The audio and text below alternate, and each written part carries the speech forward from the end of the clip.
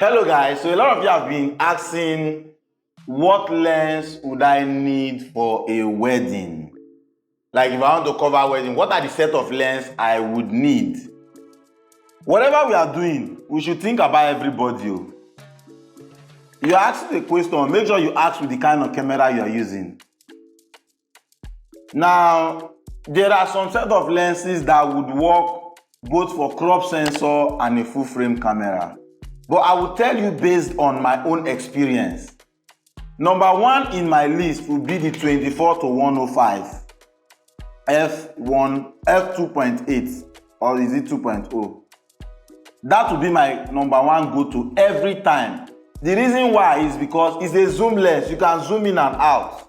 And in event, when you come to order of photograph, you have a lot of persons you want to snap at the same time. So not to be going back and front, you can stay in one spot and just make your zoom wide and capture wide, and when it's one or two person, you zoom in and capture one or two person. But the only problem I have with that lens right now is that it is way more expensive. Those of you staying in Nigeria, I bought that lens. The first time I bought that lens, I bought it around 180. Yes, the first time I bought that lens, I bought it around 180. But if you go online and check the price now, you might not want to use the lens.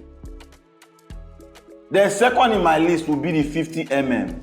If you are using a full frame camera, 50mm can also come out as wide, but you have to be going back and front to take the kind of pictures you want to take. But 50mm will still give you a good depth of field for those of you that love depth of field in your pictures.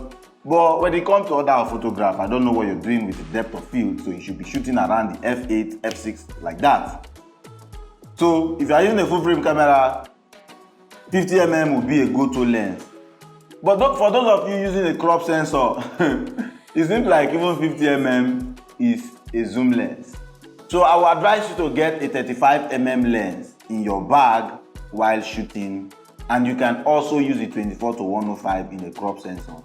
It's a wide angle lens. I think my friend has, is it 14mm? Something around that range for wedding. It's very wide. But if you put that wide on a full frame camera, you find out that the edges of your picture start distorting. Some persons will be bending like caricature. Some will be like zombie from the past or from the future. You understand?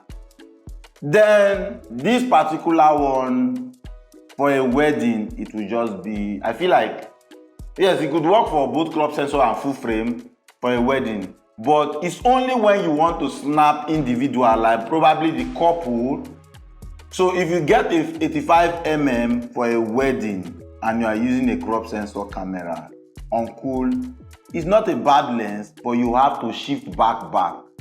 And in a situation where the hall is filled and people are moving around, uncool, it's going to take a long time for you to snap that picture that you want to snap.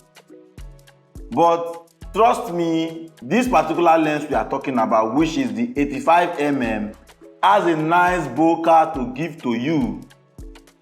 Yes, but it's a nice lens way more when you're using a full frame camera, because in a full frame camera, even though you have to go back, you don't have to go back too much.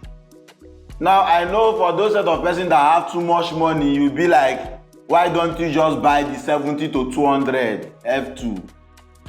Uncle, we are upcoming. Please think about us. We have to manage. You know, we have to manage with what we have, what we can afford. Even though we can't afford the 24-105, if you manage to afford it, that lens that you're calling is way stronger than us. But I believe with these few lenses I have mentioned, the people that are into wedding photography, that are beginners, would understand what to go to when they want to buy lens. If this video has helped you in any way, make sure you like, follow, and subscribe to my YouTube channel. Thank you, and see you in another video.